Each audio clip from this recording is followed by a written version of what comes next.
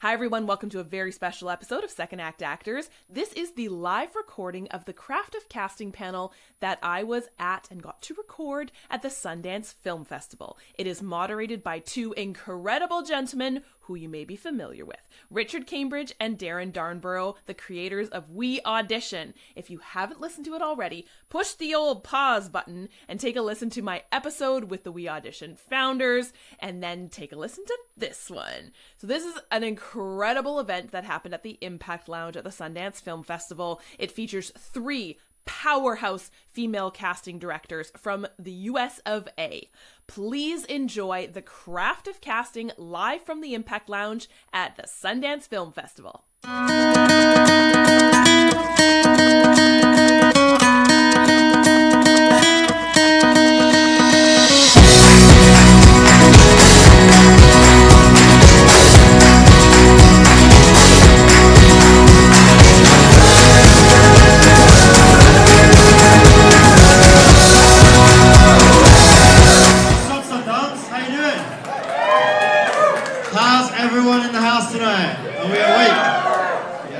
Thanks for being here, really appreciate you're here. How many actors have we got in the house? There's a couple going. How many producers in the house? How many financiers in the house? You watch the movie silent and run away, right? Thank you guys so much for being here. We're really grateful to you. If you don't know us, I'm Darren Darnborough. I'm an actor and I'm the co-founder of WeAudition. I'm Richard Cambridge. I'm an actor as well. I'm the CTO of WeAudition, and we work together for you guys to make it the wonderful community that it is. Thanks for being here. We really appreciate you. Thanks for coming. Like, what a great crowd. Like, beautiful crowd as well, right? Look at these guys. And you know, we do these events around the world because we like to provide good information to the community of actors and casting directors and people like that. And I think, you know, we're here today for the impact of casting. And one of the things that we've noticed as actors is casting directors don't get the credit they deserve a lot of the time. They don't get put up on stage. They don't get spotlighted like they should. And as actors, we're grateful for them because they're our long-lasting relationships. So without further ado, I want to welcome our casting director guests to the stage. Not in order of importance, but first up we have Kimberly Whiston. Kimberly, we know each other from Atlanta, don't we? And Kimberly works with Fincannon Cast Associates. She's made small shows like The Walking Dead and stuff like that. And you're here with Suncoast, right? Suncoast, Woody Harrelson's movie. Give it up for Kimberly. And next up, we have Liz Kelly. Come on down, Liz. And Liz, you are in LA, right? Austin, Texas in the house. And Liz has a movie here called Hitman. Richard Linklater's Hitman. Give it up, Liz. And last but not least, Jamie Ember. Jamie is in LA, I got that one right. And you might have heard about this one, it's been doing the rounds in all the news. Thelma is Jamie's movie. Welcome, guys. Thank you. Thank you for being here. Yeah, I think these guys like you as well.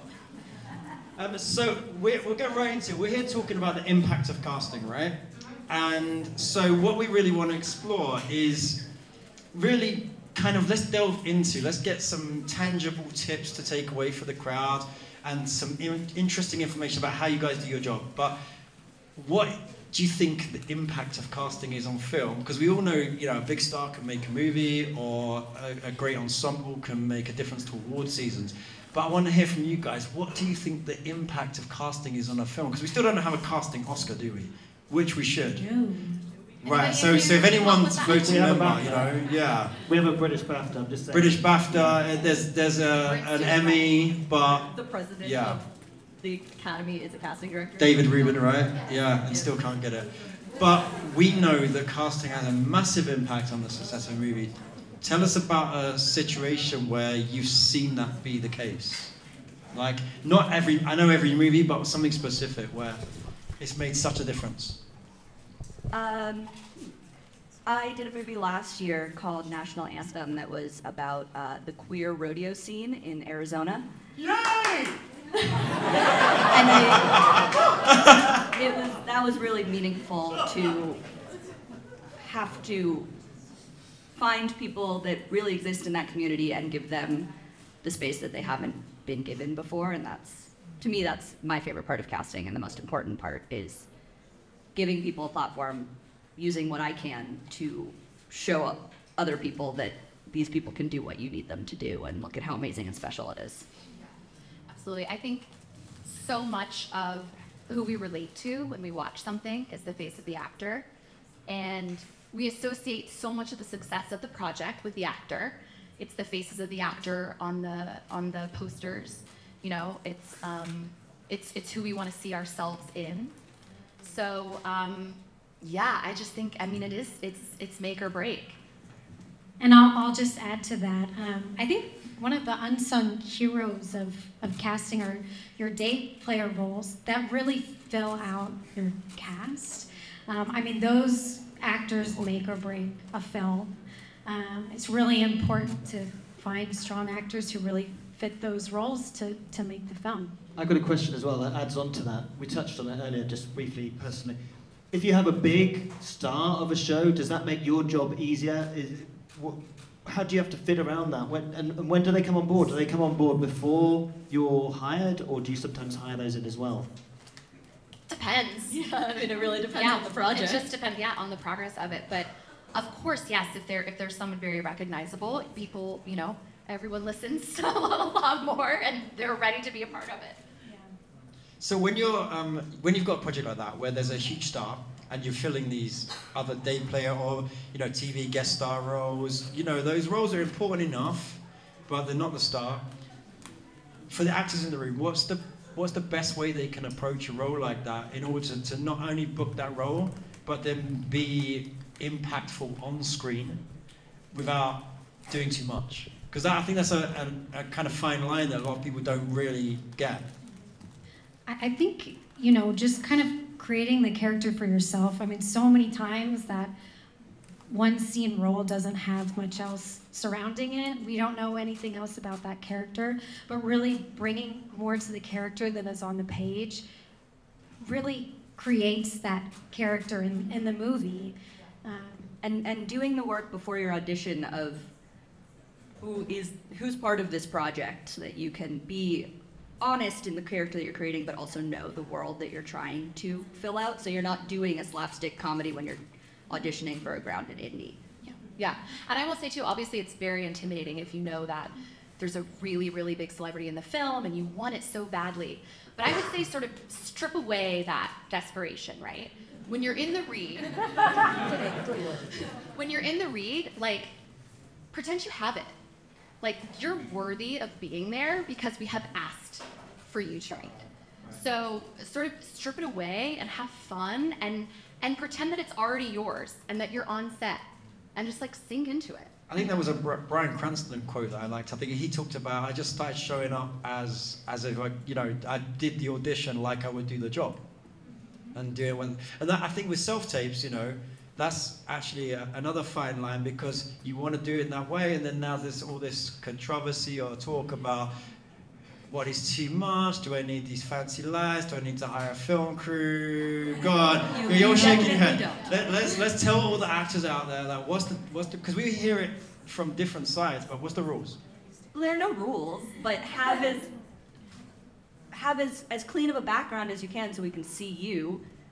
But all you need is your phone and relatively good light. Don't do it in this room, you know, or do it on here, but don't do it over there. Like, we just need to be able to see you and hear you, and that's it. Be a good actor, right? Yeah. Well, the performance always stands out, no matter, you know, as long as, once again, we can hear and see you, the performance always trumps. I mean, I've seen so many audition tapes, and you'll see them, people you can barely see, but as long as, you know, they've got that oomph and that. Right. I saw an interview with, I think it was Laura Rosenthal, who cast May December. She was talking with Charles Melton the other day about his audition and what she looked for, and she really was just like, I just want to be able to see your eyes.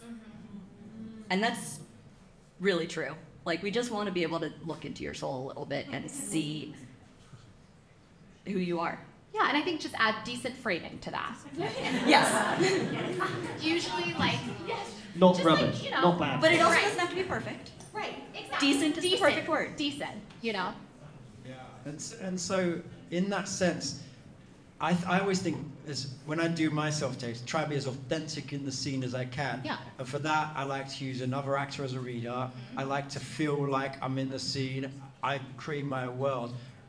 In terms of that, how important is a reader for? Because I know the new SAG rules came out. You're not allowed to ask people to do this and do that, whatever.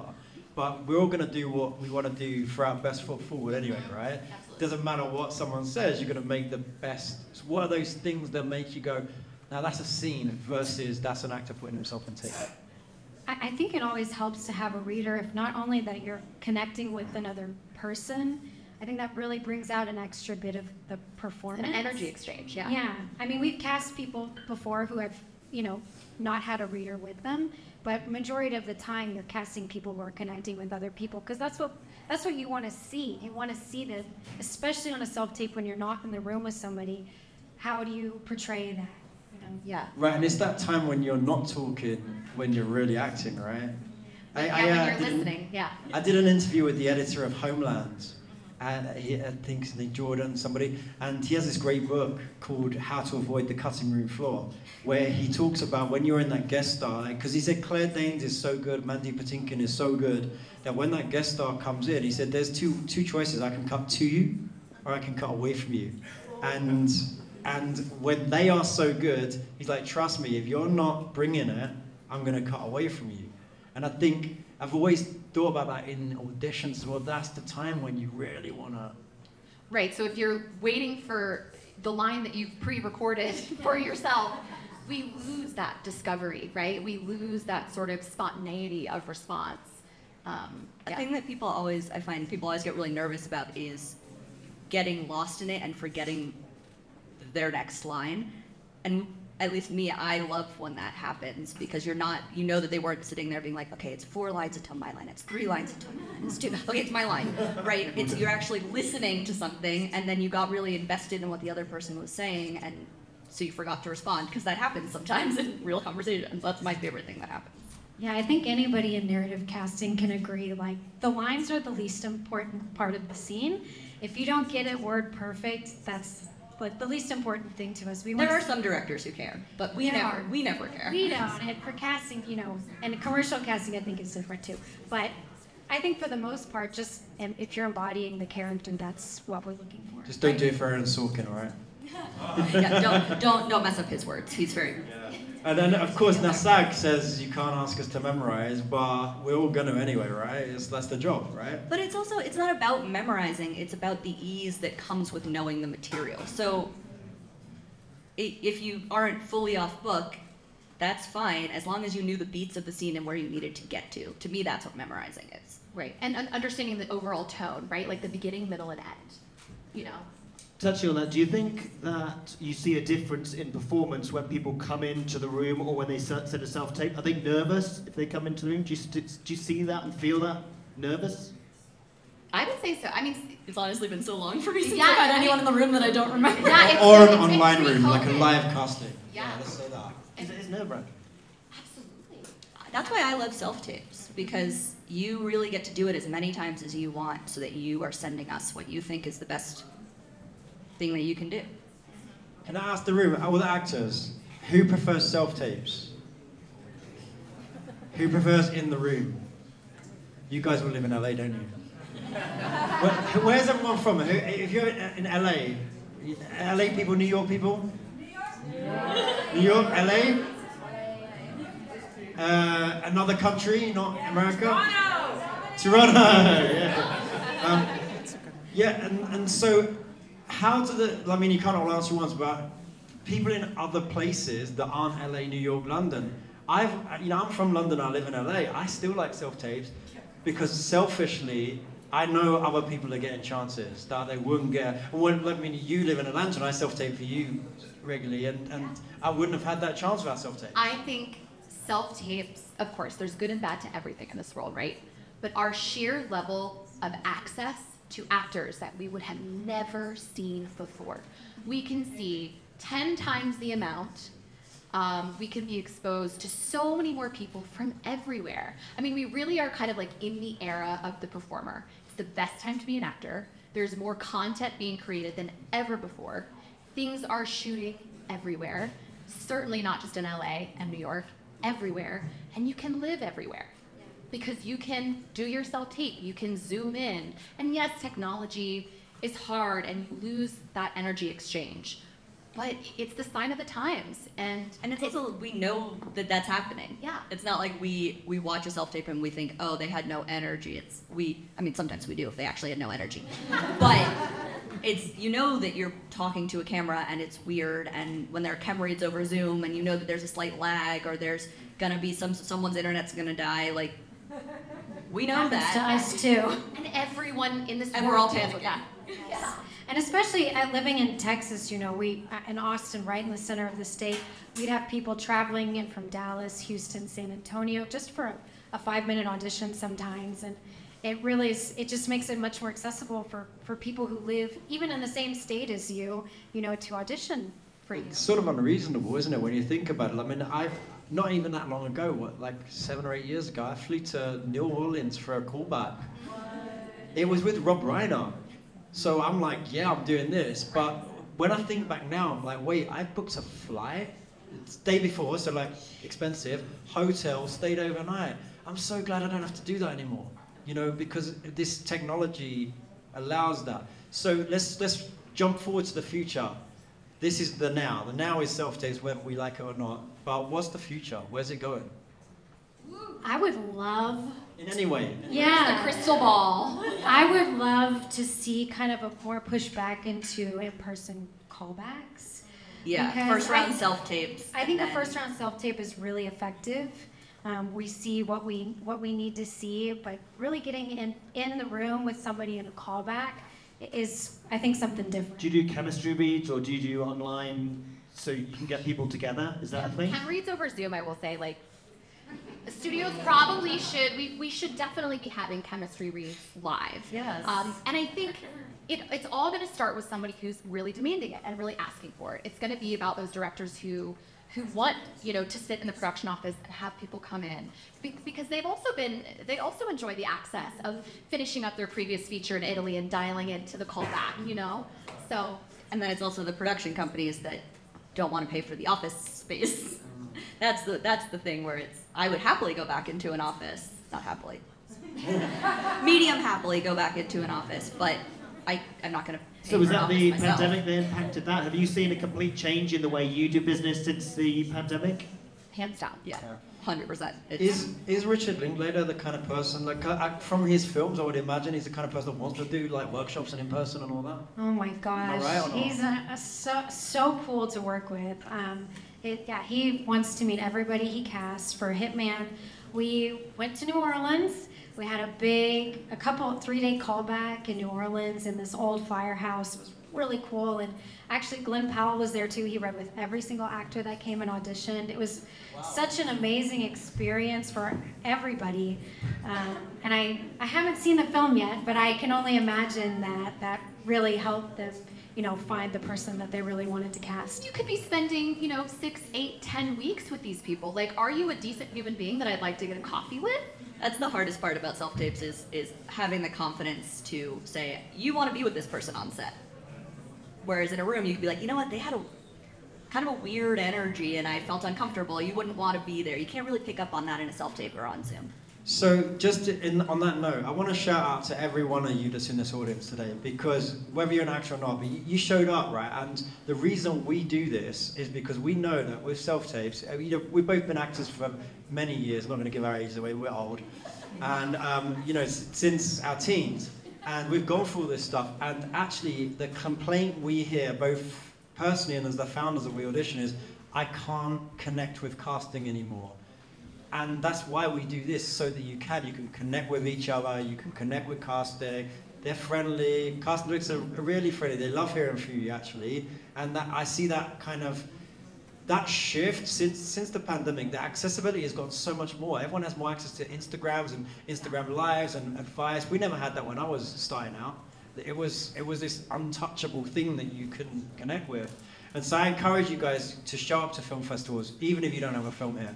Show up to Cannes, show up to Sundance, show up to South by Southwest, go to events, because this is where now we can do that. We can see people's faces and connect, you know. Sorry for that. No, absolutely. And I will piggyback on like the socials of it all, in that we can see the content that you're creating. Like I said, it's kind of like the era of the performer, and technology has allowed everyone to connect in a way that they've never been able to, and to collaborate and to come to festivals like this. And then, you know, we can see who you are outside of acting now, you know. We can see what you like to do, you know, whether you like to repair old cars or whatever it might be.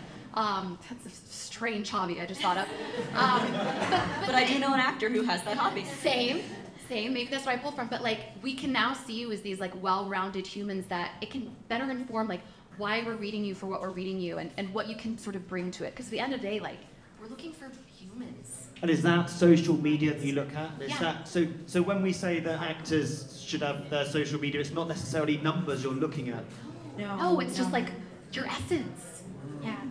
It's the studios that care about numbers. We don't care about how many followers you have. We just like to see, sometimes we're a little bit stalkerish and we love to just root around and, oh, Especially, okay, you're really cool. And especially also if you're casting something that needs to be really authentic, you want to make sure, just like to go back to the movie I mentioned earlier, like you want to make sure if we're casting queer rodeo people that you really are. Because otherwise I'm not doing what I think is important in casting. Authentic. Yeah. Let's talk about that though. So what is the line between, if I'm not a doctor, can I play a doctor? If I'm not, what's the line? Because a lot of actors, I know the conversation doesn't really get there because everyone's worried about saying the wrong thing, but I know from the actors that I speak to around the world, people are not sure what they can submit for, what they can accept. I mean, honestly, I'm not sure either. It's kind of one of those things that you discover as you go along for each project. I do think, you know, gender identity and sexual orientation and things like that are important to really be authentic about, and, you know, ethnicity is very important. But it is also acting, and so it's one of those things that you just kind of, I don't have an answer. You No, I figure it out as it happens. Pulling from your own truth. I think Yeah. you have to be able to pull from your own truth for it to feel authentic and real for us, right? So if you're really reaching, we're gonna see that. It's gonna read that way. Certainly don't say that you're like an Olympic equestrian rider on your resume if you can't show up to set and do it. But I'm going to if take you, that off my but if you actor's are, access right now. if you are like medium okay on a horse and you know how to get on a horse, I probably won't know if you lied. You know, I just don't want you to show up and be like, actually, I've never touched a horse in my life. Actually, I'm allergic and I'll break out in hives. Yeah, I will say one time we were casting for a deaf person who knew how to speak sign language, and we brought people in who on their resume said fluent in ASL, American Sign Language. We brought somebody in the room, they didn't know a lick of American Sign Language. And we communicate it beforehand, but it's in situations like that, the authenticity is very important. It's important to the role that you're casting, that is authentic. And I think in those situations where, you know, it's a part of the story that you're telling, that the authenticity is really important. And that's a skill as well. And Yeah. going back to self-tapes, if that person put themselves on self-tape, they've wasted their own time only.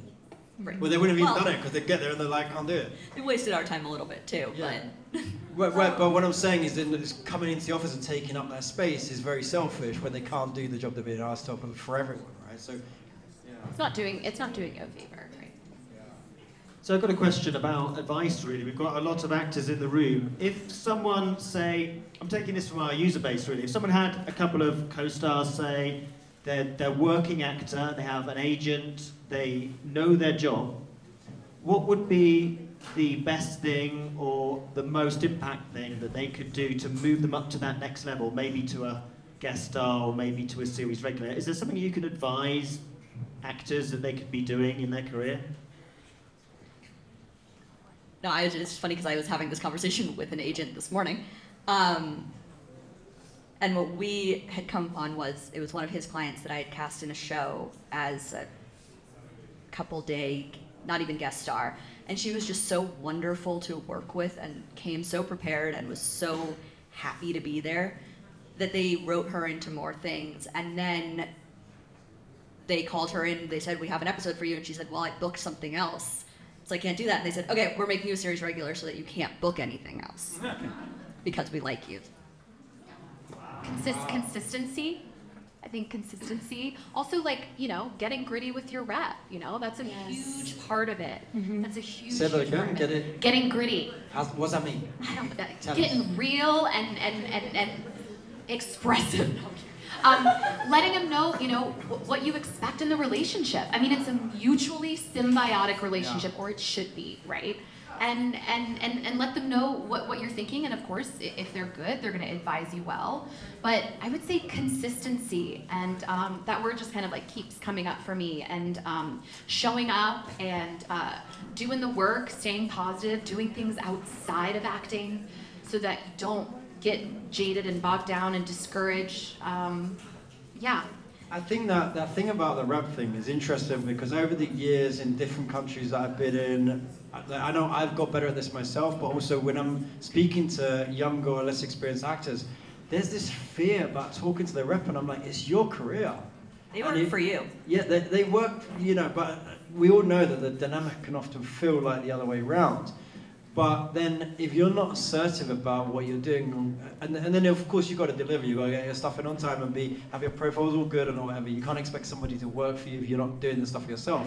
But I think a lot of actors could do better in being assertive and their direction and knowing what they want and just being like, no, this is how I'm doing it. And in their auditions as well, just do what you want to do as an actor, not what you think someone else wants all the time. Always. And I'll say, have your agent fight for you. Tell them, you know, tell them your goals, like what you want.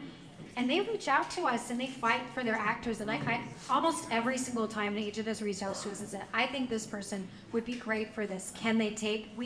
Unless they are not completely not right for the role, we always say yes. I mean, there's no reason for us not to. If you've got somebody fighting for you that hard, we would be silly not to see that. Sometimes we need to be reminded. Or sometimes we are wrong in what we thought we were looking for. Yeah. I think it's really important to know, when I do general meetings with actors, the first thing I always ask is what kind of thing do you want to do? What are you interested in? What do you like to watch? What do you want to be in? And I think it's really important to know what kind of actor you want to be, because there are different kinds, right? Do you want to be a network star? Do you want to be an indie star? And it's okay if you want to be all of it, but what do you enjoy the most? Because then I write that down and I have my little list that when I'm looking for people, I say, oh, okay, they're really interested in doing these really grounded dramas. Great, I'm doing that, I'll bring them in.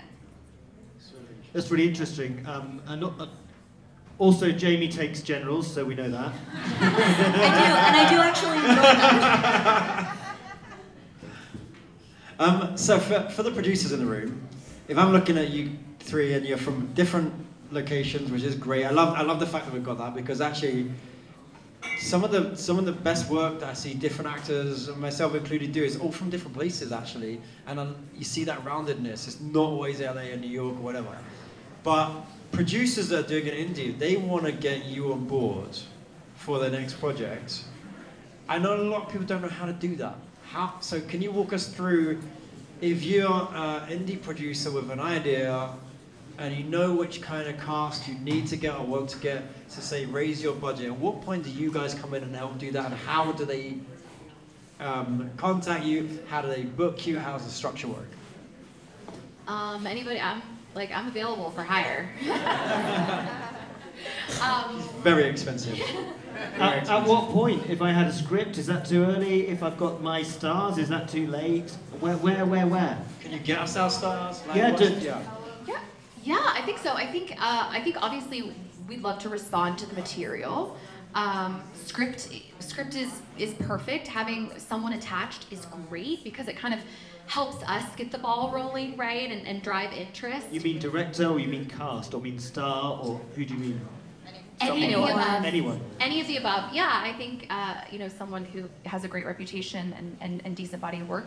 But also, I really do think that we kind of are in this world of creation and independent movies. Hello, Sundance.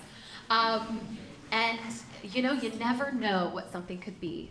You just never know. And that goes for roles, and that goes for all of the above. So I think if someone comes to me and they're interested in working with me and I respond to the material, like, hey, it's a gut instinct.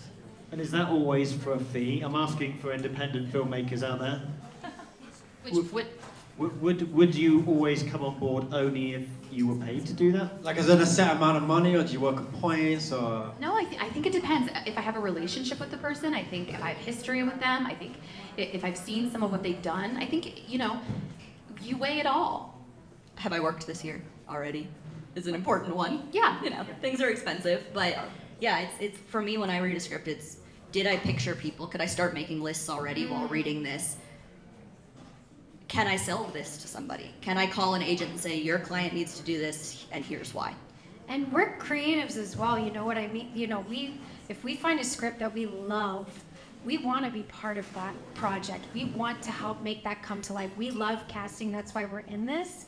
And if we can make an amazing film, we want to be there on the ground floor. Wonderful, thank you. Do we have any questions from the audience? John Mawson. There should be a mic for you. You probably won't need it, but there should be one. That's just arrived. I really like self-tapes, but what I do miss is getting a feedback and a note and an adjustment from a CD, which is so crucial because it tells you whether or not you're close or way off or there. So, you saying that you know, we should come with a callback is great, but that's one of the things I do miss is getting a note, getting an idea. And to that point, you know, because we don't get that ability to just walk into the room and chat with you for 2 minutes before you put your camera on and record us, I've been thinking that maybe the slate is the time to do that. And we get told, in the slate you must put your height and your location and this, that and the other, and can you work in this country? And I've always been rather rigid about it, and I'm just starting to wonder whether if you spend a couple of minutes just talking about yourself or 30 seconds before you give that information, is that something that you would like, or is it like, oh, shut up and get on with it? Yes, I love when people get, personally, I love when people get creative with their slates because we watch slate after slate after slate after slate, and when somebody pops, even if it's not their performance, their slate, we love to see it because then we get to see a little piece of you, and that's so important to us as well. I wouldn't wax poetic about your life and why you got into acting, but a little bit about why you liked this or what you wanted to do with this is always fun. Thank you for the opportunity. It's lovely and wonderful. Just kind of like a break from the, you know, from your acting moment, so to speak. I was just going to say also in regards to notes, you can always email us and say, is there any feedback? And sometimes the feedback really is, you did a nice job, it's not going further. And that's really what that means. It's not a lie. You did a good job, somebody was better. I don't have a reason why. It's just a gut feeling someone was better. But if there is something you could have done, we tell you and we give you an opportunity to do it again. 100%. We will adjust you if we see the essence. If we see it there, we'll give you the note. I know it's really hard because like self-tapes, it's like you press send and it goes into this like nebulous netherworld and you're like, where did that go? What happened? And I know every office is different. You know, we have tried to kind of at least implement, of course, if you're being seen by the producers, like we do try to let everyone know because it helps protect us too with availabilities and what might be coming up on your schedule. And I also think that like it's a win if you keep getting asked in, right? Yes. You know that like you're doing something right. We're still seeing you. And so that's kind of like little micro moments of feedback. It's a numbers game. It can be hard, you know, with what's on our plate, and we know that it's so difficult on your end. But we try to do what we can, for sure. Should you slate in character or in accent? You know, it's a fine line. Some work, and I'm like, hell yeah, this is awesome, and you know, maybe not. On the next one. If it feels right to you and it feels honest and good to do it, then it feels honest and good to watch it. If it feels like you're performing, it's probably not the right move. Sorry, could I just do a quick follow-up question to that? So I'm a Brit and I go up for a lot of American roles and I've got a good American accent and I train in it. If I'm slating, do I slate as a Brit and then go into American, or does it? Yeah. That was sort of why I was asking, but I was afraid to see. But I would say, if you're going to do that, do in your slate what your work status is in the United States. Because I'll hear you do a British accent and I'll say, oh no, can they work here? Because if it's in India, I can't get you a visa probably. I don't have the budget. So if you're gonna do that, yes, but also just give us a little bit of context. I have a question. Insert. I don't even wait quick, so I'm there, it's a ball producer. So, ladies, let me be all of you guys, thank you. Now with the SAG being back on the strike, now they're offering the casting director the talent to do a Zoom. How do we adjust with this? Because I want to see the actors that I want to cast in my movie, but then you're doing all this Zooming as opposed to one, character actor and another looking through tapes. Did you all hear that? Yeah. Processing. Processing, right. So is the question that, like, if you want to see your actors live, Right. you gotta ask. You see, right? And we should accommodate. That's why you hired us, and we should make it happen to the best of our ability. And hopefully, actors will do what they can. But again, we are moving into this digital age of access, and so you might find that there is a lot of Zoom requests and self-tape requests. But in terms of the SAG rule, we do need to make available a window of time to read with actors over Zoom if they ask. And so when you do that after the Zoom fall, so then you then send that to the producer. And so now is your work a little more because of that? Is our work a little bit more? Like because I had to record a Zoom and then put it together and send it? It's about what it was, It's like as if we were holding an in-person audition and also watching self-tapes. It's basically what it was. Yeah. Are many people requesting those? Because I see in the audition notices now. I'm getting a ton. I'm not. I've gotten maybe a couple. I think honestly, I think actors have found the flexibility that they have. And yeah, it's like, it's so interesting. Like, I think at first it was like not daunting, but it was something we would all have to adjust to. But it's funny because people they haven't really been utilizing it. And I think it's because they're like, great, I can be in my hotel room while I'm booked on this. Just put myself in, it's like. I can be at Sundance and do some auditions, which is happening. I booked the biggest thing I ever booked at 2 a.m. in the morning because I was ready. I was doing my prep and I thought, I'm ready now. I'm going to do this. I'm going to record it. Maybe in the morning I didn't. And you got an online reader? And I got an online reader. From where? From where did you get an online reader? Because your wife wasn't available at 2 a.m., right? Don't read with it. Just everyone, don't read with your partner. Don't get a reader because we've been saving relationships at WeAudition for 8 years. Are there any WeAudition members in the house? Oh, there you go, that's good. Well, you guys can tell everyone how great it is after the panel. That's good. Any more questions? Yes. Yes, sir. I'll just be loud. So, what are your preferences for how actors can keep in touch with you when we have useful updates and we've already had a relationship in some way? Maybe we decided to go to class or audition for you. What are the channels? What are your preferences for frequency and anything else that you guys like? Everyone hear that? Yep. I'd say an email is the best way to keep in touch with us because we're not always as readily available as we want to be, but that gives us time to look at your new short film or anything that you send us in the time that we have. And I love looking at those, it's another way to keep connected with actors, especially nowadays. I don't know about y'all. No, I feel the same, but I also don't necessarily expect an answer. It doesn't mean we didn't look at it. It just means I didn't have anything great, congratulations. This is awesome, and I'll keep you in mind for something. But there's only so many times I can send that email to you.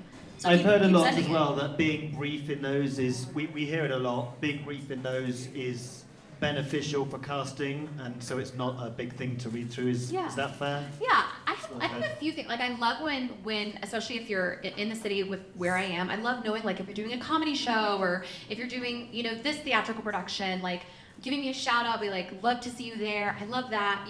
Gone are the days, obviously, where we would get the postcards and I'd get them in the office and I'd see some agents, and I know it's hard depending on their roster, but some will be catch so-and-so in The Resident tonight, and I'll just see it across my inbox. And it's okay, great. They're working. That's awesome. Social media obviously is very much a thing now. I know our office does have a social media presence, and so that's kind of a way that we can interact better and see what you're up to and get the follows and follow backs and all of that to see your content.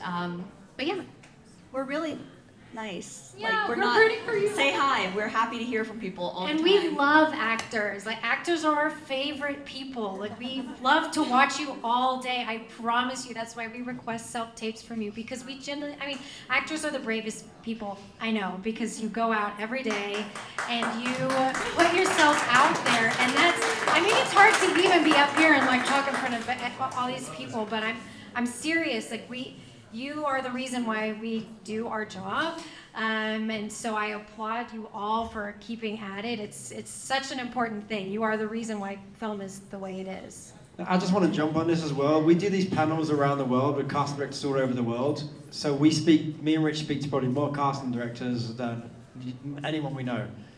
They all say they watch your self-tapes. Because every time I see an interview, it's like, oh, are you actually watching it? Yes. Yeah, we hear that again and again. Leave that behind. Do your best work and put it in. Trust your agent.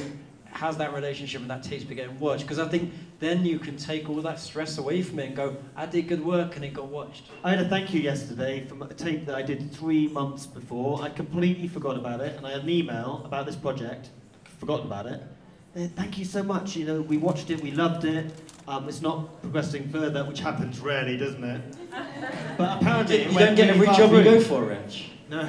What? Looking as handsome as this? What's wrong with you? I love y'all's banter so much. Any more questions? Wait, one in the back. Oh yeah, hey, Michelle. Hi. So this question, because I'm in a different world, but... Do you have a mic? Yeah. When you, What world are you in? Hi, Michelle. I'm a manager. So when you guys post name actors only, how serious, because I have a name actor, but he's only known in Utah. So what do you really... I have never posted. I have never posted that either. No. I didn't know that was a thing. No. But I would say submit him. If he's a name actor somewhere, I'm sure they want to see him. Yeah, teach us. Show us who we should know that we don't Actors know. make the names. You know what I mean? I'm like, there's so many series out there that, quote unquote, became global phenomenons from no name actor. It's just like, I don't And what like does that mean, right? No. There's not a name list actors. of names. Right. Somewhere there's a list. My name's Richard. I've got a name. Yeah, it's totally subjective too. Wait, It's I like, have a cute story about this actually. So I got a breakdown sent to me once for me, and in the description for the audition for me, they asked for we want this type of actor, and that type of actor was actually my friend. And I sent him a message, be like, hey bro, like I got this audition, but they actually want you. And he's like, yeah, I'm free.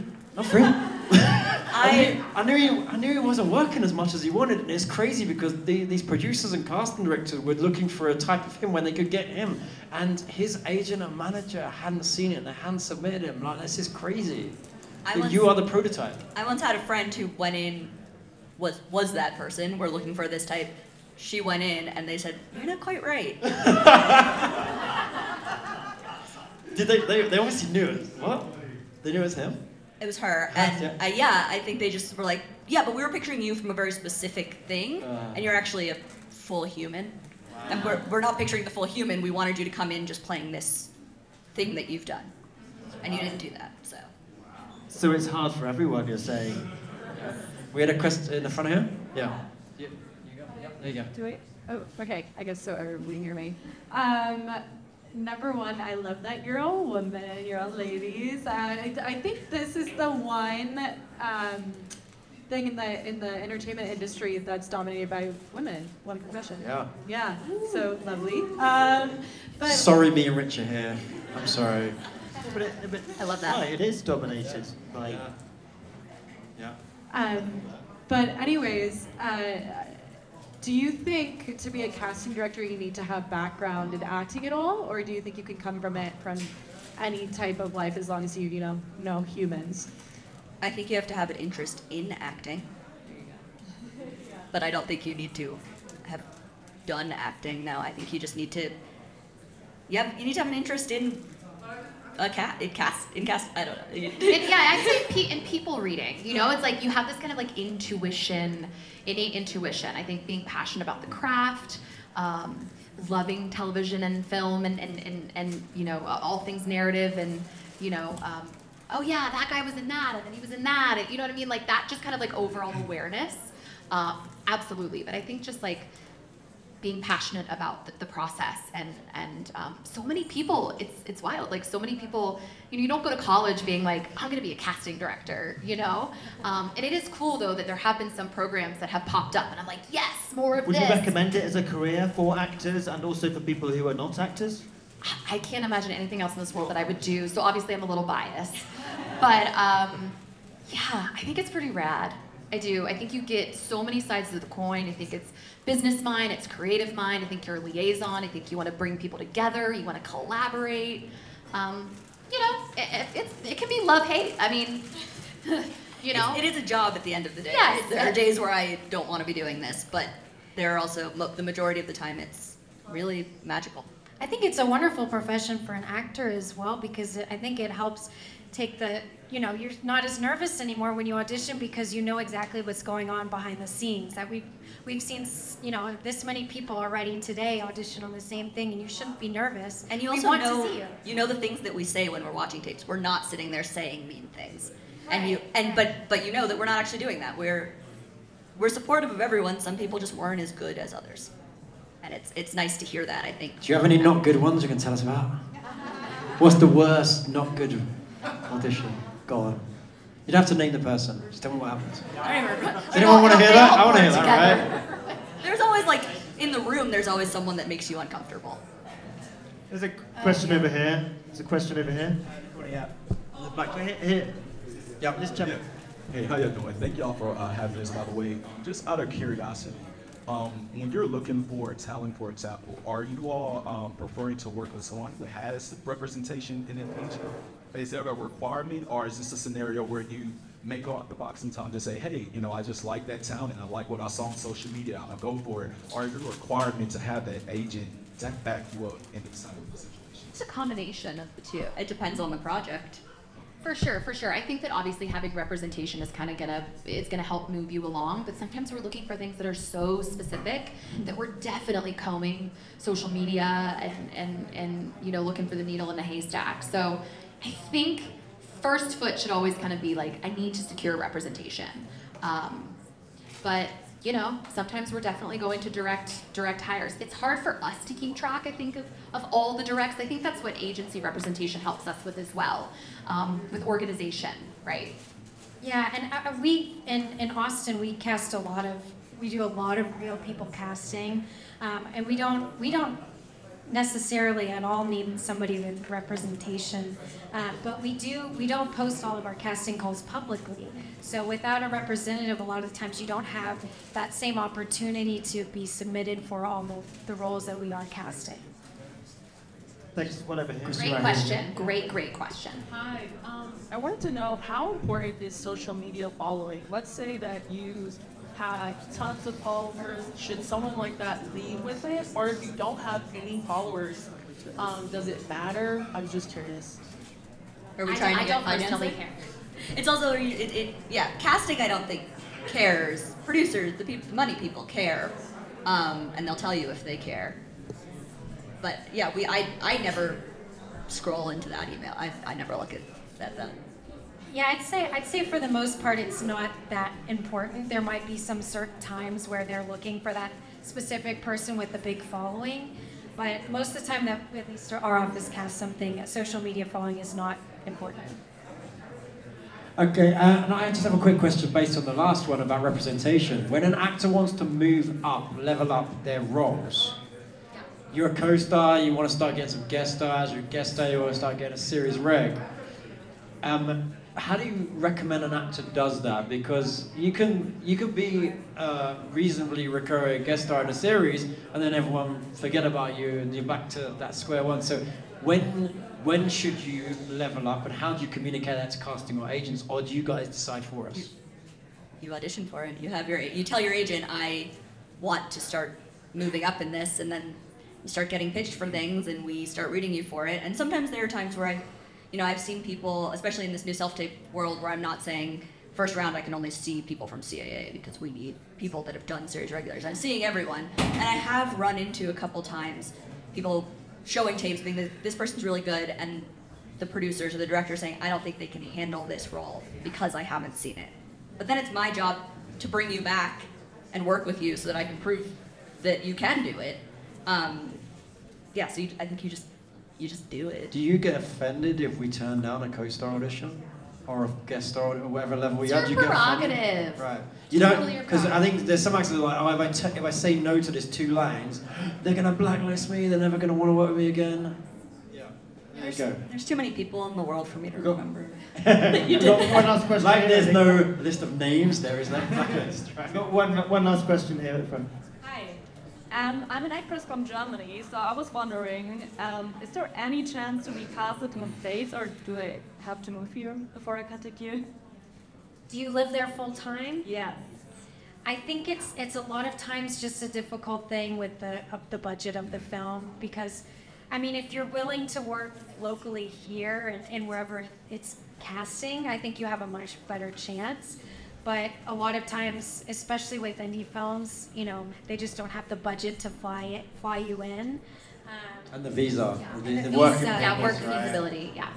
Yeah, that's the main thing, because if that process, unless the company does it for you, is very expensive. It can be done. There's many ways, especially if you're established in your home country. But getting the right working papers in advance then makes it easier on these guys to hire you and be like, yeah, this person can work here. And a lot of the time we're told beforehand by our line producer, hey, you can only have people that already have an O1 visa or green card or are citizens. And so we just can't because we know that we're not going to be able to get it for you. So we don't want to waste your time and your effort, because we know how hard you guys work on auditions. And so we don't want to waste your time.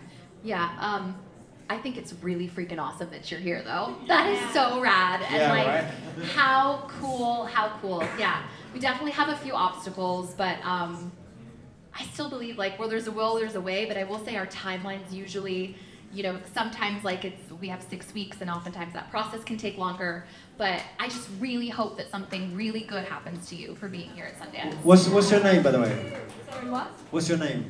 Leah. Leah, I have a recommendation for you. In Europe, try and get your stuff in front of Nancy Bishop and Lucy Lennox, because they are both casting directors that cast very internationally from Europe. I know Nancy. You know Nancy. There you go. Right. So yeah, because that's another way in, is getting these US productions from the local offices. And once you get one, it's easier to get the next visa. Once you have a visa, you already have all your, you know what documents they need, so it's easier to get the next one. Okay. Well, I think we should, one last question. One last question, we're going to wrap up. Go on. All right, hello guys. What is the best city to be in the States as an actor, you think? The best what? Best city. Best city to live in. I don't think it matters anymore. Yeah, it doesn't matter at With all. Sundance, it doesn't matter. If you can be where you need to be when shooting time comes, you know, it's just about like where work is shooting, and it's shooting everywhere. I mean, it's like the Southeast and Vancouver and Toronto and Pittsburgh and Boston and LA and New York and New Orleans and Austin. I mean, it's Nashville. It's everywhere. So it's just about what you're willing to do and where you're willing to travel and what you can feasibly handle financially. I think be in the place where you are the happiest, because then you will do the best work. And add to that, be as flexible financially as you can, and get those credit card points in for air miles and stuff, and then you can be, yeah. But it's also helpful to be in a place that has a theater community and people doing short films and things like that, because the best way to get work is to be doing stuff. Yeah, I do think success is a multifaceted word, right? Like if you're constantly striving, you know, to survive instead of thriving, man, that's no life for anybody. So it's where you feel most supported. Yeah. Well, guys, thank you so much for coming out here. I really appreciate it. Thank you. And round of applause for you guys for showing up. That's coming up.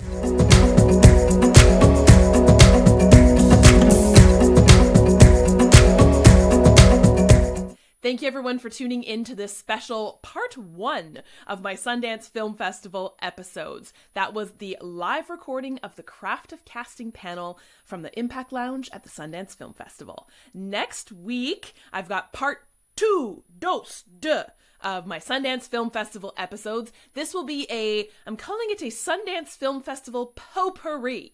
I had the extreme honor of interviewing many people at the Sundance Film Festival, most of them at the Impact Lounge, where I was very, very, very honored to be the interviewer. And you will get to hear all of these individuals. I have incredible people. I have a merchant marine turned actor. I have a med-surg nurse turned actor who's starring in a film with Jesse Eisenberg and Adrian Brody that premiered at Sundance. I've got a couple directors. Oh, I'm so excited. I hope you'll all tune in next week for part 2 of my Sundance Film Festival episodes. Bye!